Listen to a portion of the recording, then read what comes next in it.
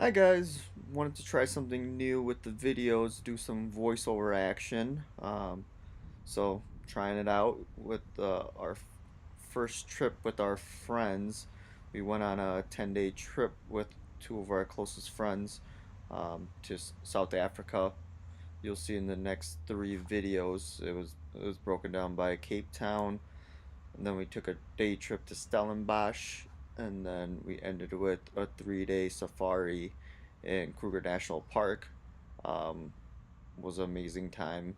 Uh, Definitely recommend everyone to do this at least once in their life.